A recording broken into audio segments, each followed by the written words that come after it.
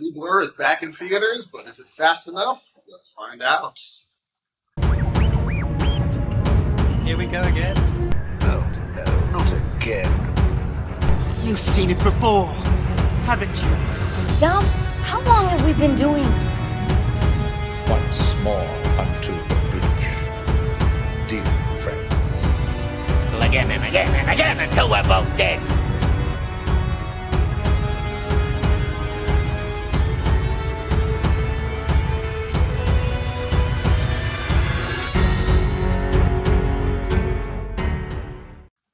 Hello, welcome to You've Seen It Before, Movie Reviews with Next in Mind. Sonic the Hedgehog 3 is the title of the third live-action Sonic movie.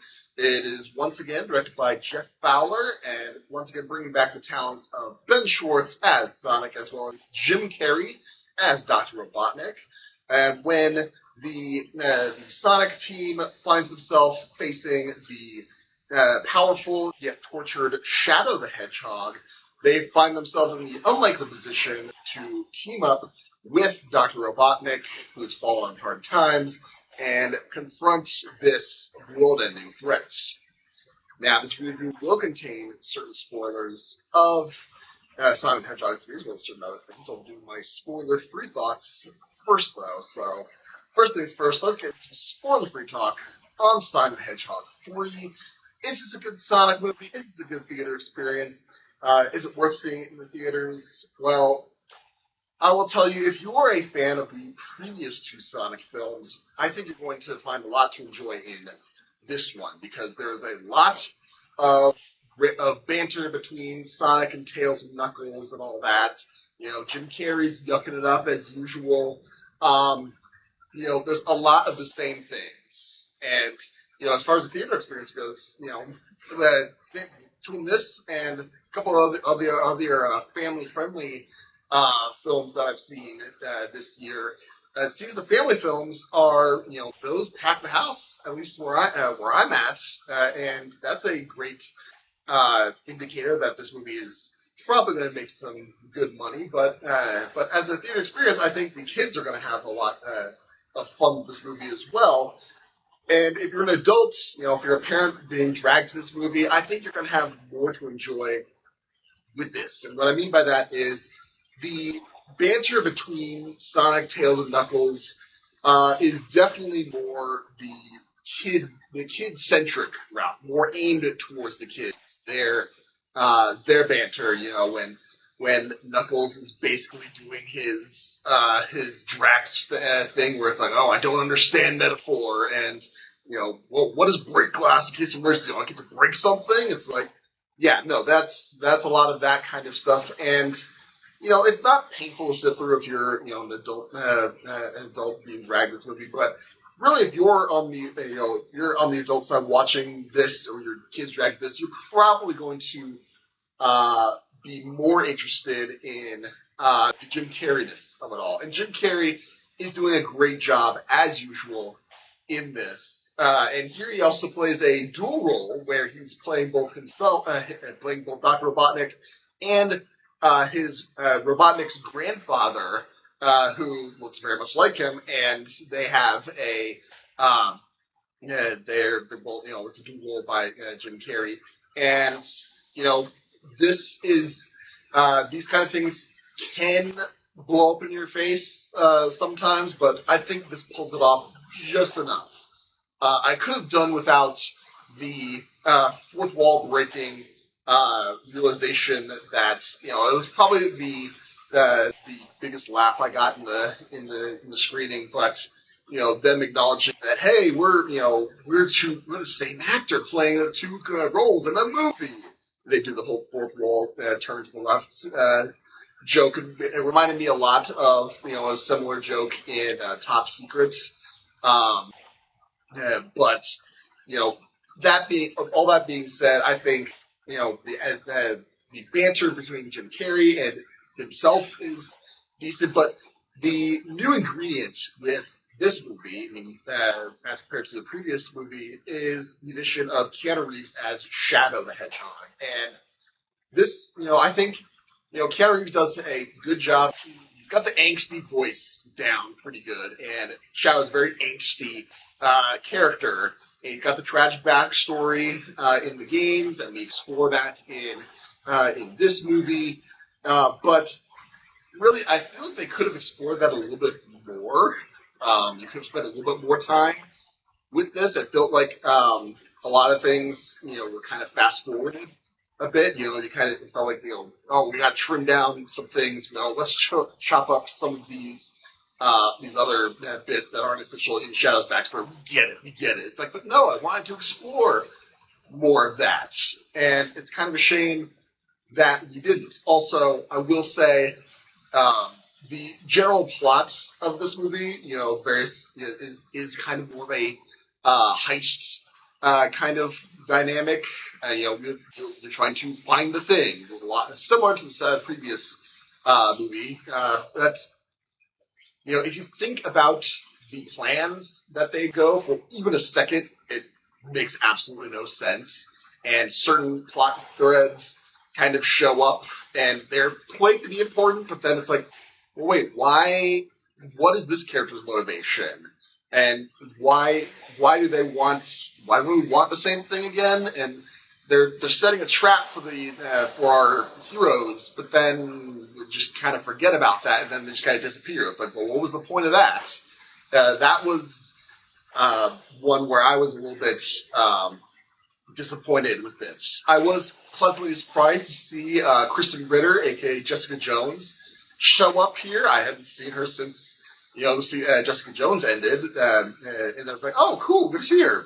She doesn't do a whole hell of a lot, but it was nice to see her on the screen again.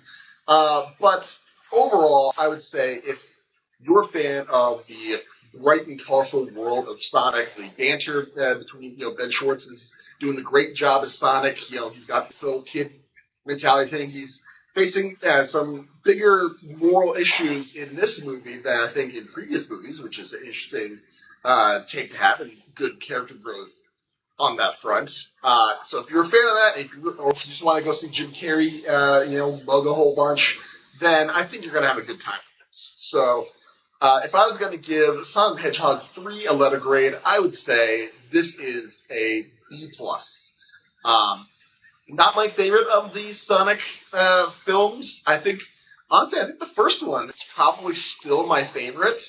But really the spectrum of goodness, let's say, of the three Sonic films, kind of like John Wick, when I said, if the first movie is this, then the second movie is probably right around here for me, and then the third one is probably right around there. Like, the diminishing returns aren't really diminishing quite as much with this franchise, which is a good sign. If they keep going too far, however, I think there's the definite risk of the returns diminishing dramatically. But for right now, I would say they're on pretty solid ground.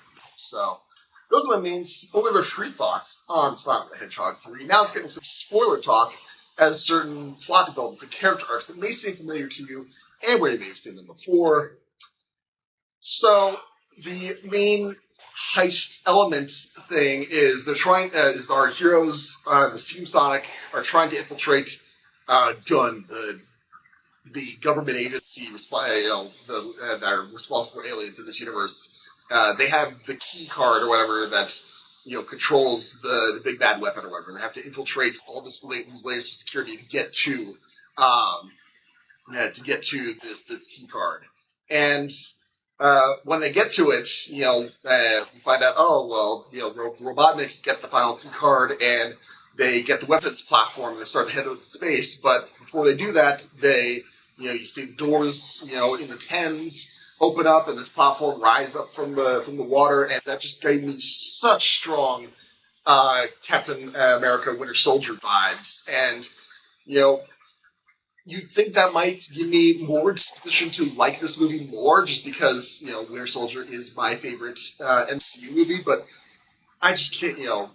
It just feels like they're ripping off Winter Soldier, and not in a clever way. It's just, hey, we're just doing the same visual again. Super.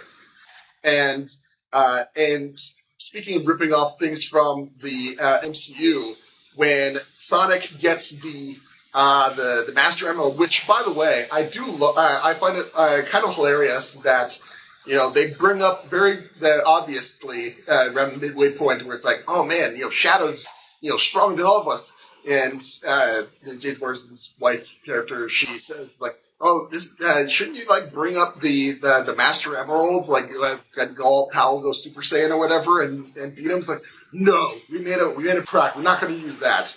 And I honestly thought that they were just not going to bring it up for the rest of the movie, but they eventually do. I just found it hilarious where it's like, yeah, if they brought this up way sooner, you'd probably not have a movie. So that's video game logic for you.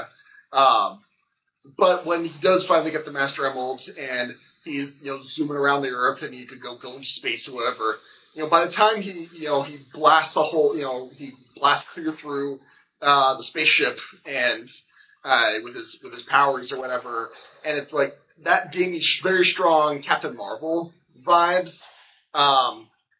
When when she has her power, she's able to fly into space and fly straight through one of the accuser's ships in space and destroy it, just fly right straight through it. And really, the whole space powers, it very much feels like Captain Marvel vibes there. And I thought that was a very interesting parallel they're going with, because it really seems like now he has the Chaos Emerald energy, he can breathe in space all of a sudden, cool. But then later, you kind of see that Tails and Knuckles, it kind of seems like they can breathe in space too without the Chaos energy. It's like that.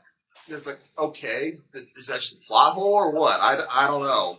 I don't know why he needed that, but hey, it's just don't think too hard about it, right? So, like I said, those are my main points of comparison.